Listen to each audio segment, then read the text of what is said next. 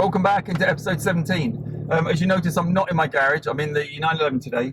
I'm driving over to HeadLineMK, which is the company that rebuilt the heads. And, I'm hoping he's going to let us film inside the workshop, so you can actually see him reassembling the heads and putting the valve in and all this sort of stuff. It should be really interesting. So just arrived here at HeadLineMK. I've checked with the guys. What they're going to do is Terry's going to do the assembling. He's going to go and assemble one of the heads now, just make sure it's got all the bits, and then I'll go and film him doing the second head. It's like I took all of the seals and everything over from the complete gasket set that I bought, because he's going to put the cam seals in and everything while he's doing it. So I'll try and keep quiet while he's doing it so he can concentrate. And we'll just watch what goes on. It should be good fun. These are just to protect the springs digging into the cylinder head. Right. Okay. Very organised, isn't it? You have to lay it all out. Yeah, everything needs to be kept in order because with these Porsches they tend to, there's 3 spring washers on each. These are quite uniform, so there's not too much of a problem, but we keep them in order because sometimes you'll find different thickness washers so that they're all at the same even spring pressure. That's all done now, ain't it, Tommy? Same seals. We'll just start them off by hand.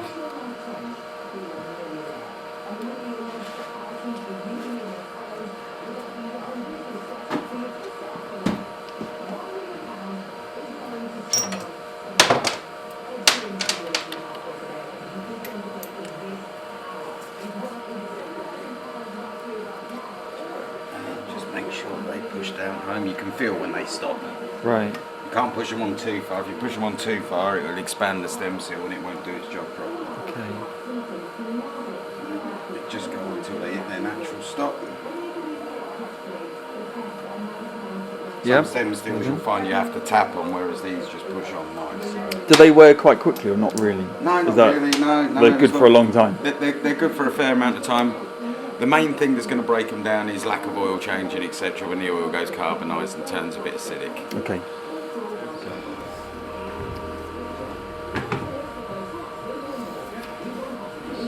Just take the valves. Always a little bit of lubrication just to help.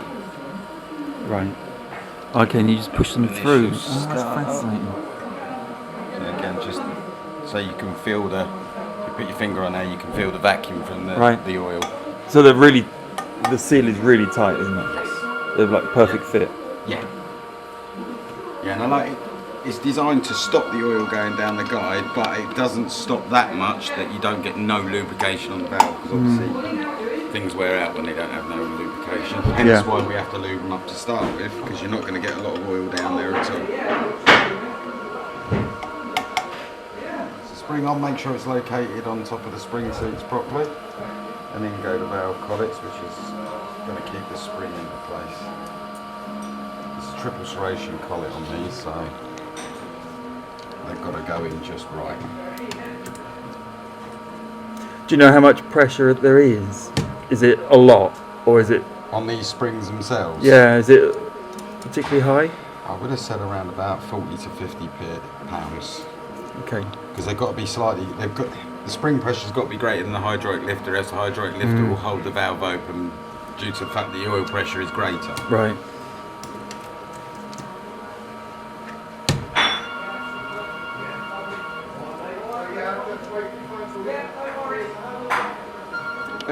Just double checking that all the collets are in at the same height and we know they're all located properly. And we're good to go. That's that bit done. Perfect. So now we go on to the cam carrier. Yep, so now it's the cam carrier. This one's slightly easier than the other side. I was going to do the seals myself, and I'd read about the distributor side as being a lot more complicated. Yeah, it's not the nicest. So luckily you've done. But the new bit's all laid out. Okay, so what's next? Right, so next is the front plate's got to go on, so we need to make sure this bit comes out. We've got a new seal to go. Yep. Comically, that's the seal I thought I was going to use on the the water regulator. Right. So clearly it isn't. You'll probably find that that's one of the larger ones. It's a very thick one. Yeah, that would be that one. Oh, okay, that's still there. Okay. Yeah. So, because it's a rubber seal, we're going to put a little bit of oil around it just to make sure that there's no chafing or anything when it goes in. Yep. And then that's one of the other rubber grommets there. Oh yeah. Good to remember that.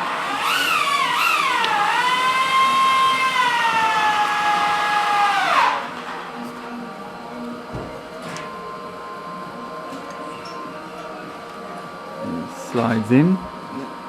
Perfect. There's a collar, so we've got a little internal O-ring here. Yeah. And then the oil seal actually sits on this. I see. So once that collar's in there, it's a bugger to get the actual oil seal started properly. Right. So by doing this, we know that's on there. We can have a nice look underneath. There's no folding of the seal lip. It's all even all the way around. So Straight in. straight in, yeah.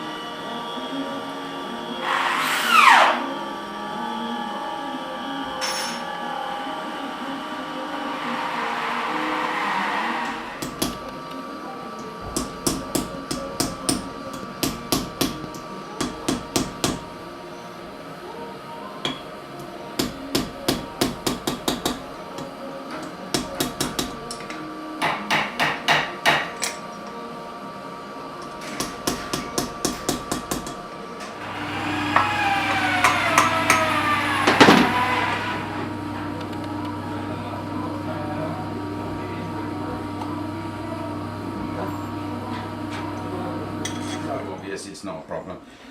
Basically, you've got them that go in there, okay? Then, I won't leave it in there because I don't want to damage it or anything. Yep. Then these bits, Okay. just, they're quite finicky to get in. But they will go. Yeah. Okay. I don't want to push it. No, it's okay. I'll be able to. It's one of those, when it gets in there nice and, if you tend to give it a little twist, Yeah, I'll get it. it'll find There she goes. Yeah, and then there she goes. They're perfectly engineered, aren't they? They are, beyond. Yeah. Yeah. Okay, so that So now we've got to get it out. Right. So that, gasket, two of those. as you see, they butt up together. Gotcha. Are they different heights? Are the same? No, they're all the same. These are all. I can't get them around the wrong way. No, because your flats have got to join in the middle there. Gotcha. Yeah, if you put them in like that, you won't get the next one in. Yep. Okay, so they've got to go like that. And then your hydraulic lifter. Plops Again, in. you don't want to. Don't worry about oil around the outside of that. Mhm. You can put a little smear to let it ease its way in. Okay. But when you put this in, you want a nice good wipe of oil around there. Engine oil, just straight. Yeah, not anything else. And then that goes in that way. Turn it over. What's the other side? Okay, gotcha. Yeah, so that side runs on the cam. Yep. The valve is going to run on that little dot there. Gotcha. Okay. Yep. And Perfect. that is really all you need to know. So just got back from HeadLineMK with the heads. Special thanks to those guys over there and Terry who put the heads together, allowed me to film him, explain what he's up to. It's fascinating. It's one of the reasons I started doing this whole project in the first place, to learn about engines and to be able to see, the cam and the followers and everything. It's just, I find it incredible. So really special thanks. I'll put a link in the description and I'll pop one up so you can click on their website and sort of go check those guys out. Right, let's get on with today's main event. So what I'm going to be doing is doing a final preparation on these surfaces, ready for the heads to go back on. I'm just feeling them. Let me take my gloves off because I want to really be able to feel how flat they are. I went around this side yesterday. I've been just slowly going over it with a flat razor blade, just really gently feeling what's there. And sort of with my nails, trying to work out if it's flat. Are there any little, like a tiny little layer of gasket, or I think someone used some sealant on this. So just trying to make sure they're absolutely smooth. So this side's pretty good. Let me just quickly run around again.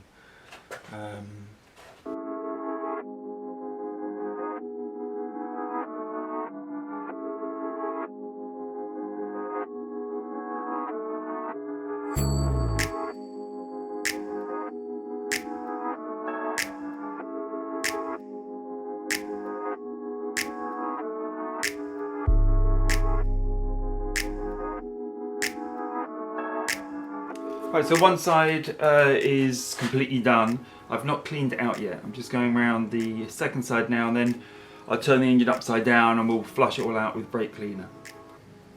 I just want to quickly, gently go around this side.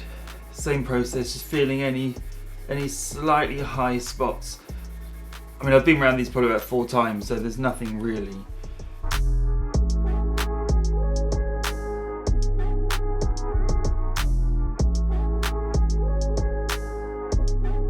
So I've been all the way around both heads now. I'm very happy that they're clean, as in smooth.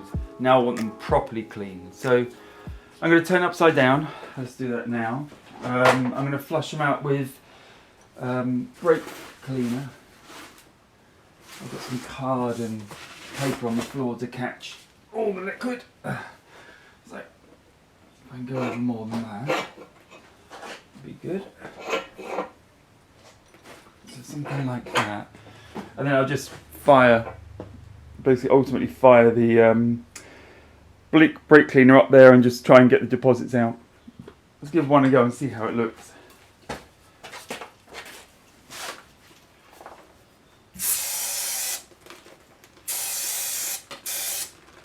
Well, there's a lot coming out, so that's pretty good, I'd say. So we're doing something good. Right, hopefully that's close enough. You can see what's going on in there. I'll try and keep my hands up there. You can see the grit coming out.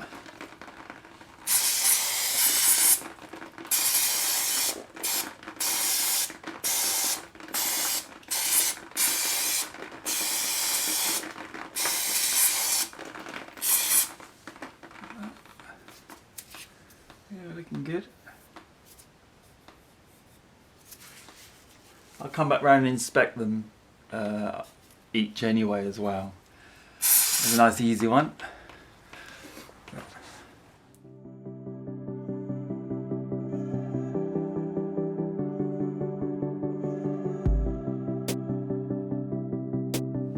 So what I'm going to do now is I've cleaned all the bores out. I'm going to rotate the engine around a little bit and just basically watch and see how much deposit there is remaining in there, and then flush it out as I go.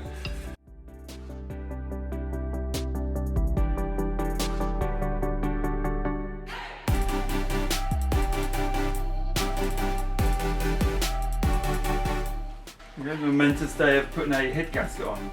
Let's just get the rest of the wrapper off. Up the correct way, top facing out.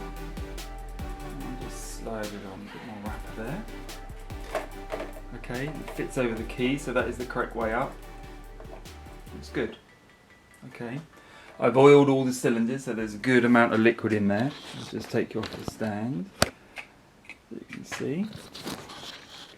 I left quite a bit of oil in there. There. When I put the engine up straight, it'll sort of distribute around. I'm going to basically level up the this side so the oil sort of swishes around. I'll do the same the other side when I put that side on. But we're getting there. Okay, let's see if we can get this cylinder head on then. Oh, without dropping it. Very nice and shiny.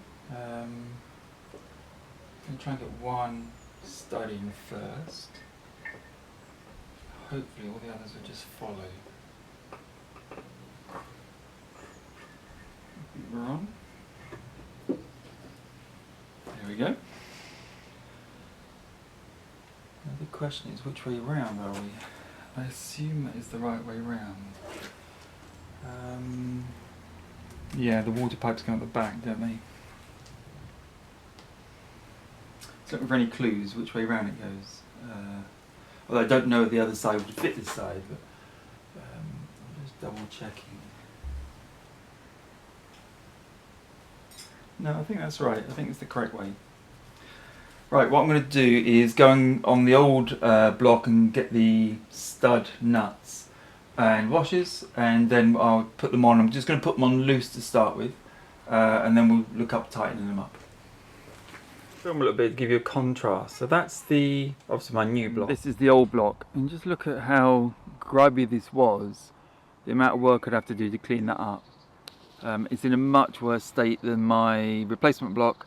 This had a lot more problems with the coolant, whether it been probably no antifreeze or whatever, which has all the anti-corrosive stuff in it. This is just coked up to, corroded up to hell. It's pretty shocking looking at it now. Anyway, I'm going to strip the studs off. It's these, the bolts, sorry, not the studs, and use those on the new block. Well, I'm going to have to wrap the video up there. It's getting quite long and my main camera's just failed, so this is just recording on my iPhone. All I have left to do then is just torque these nuts up, and I start number 1, 2, and then go out in a pattern, torquing to 20 Newton meters. When I've torqued them all to 20 Newton meters, I'm going to draw a little line with a black pen on each across the stud and the bolt and the washer. And then I go around in the same sequence, just turning them 90 degrees and then a further 90 degrees. And it seems to be consensus you just do 2 90s, not 3 as Porsche recommend. I'll do 2 and then see where we are. So thanks for watching. Hope this one has been interesting. Next week we'll be getting the cam carriers on. I don't know whether we'll get time to start talking about the timing belt. I now have, or will have on Monday, these washers that go on the oil pump. So I'm very keen to get all that sort of torqued up, all the front side of the engine. And we're moving towards getting the cam belt back on. So anyway, thanks for watching and see you next time.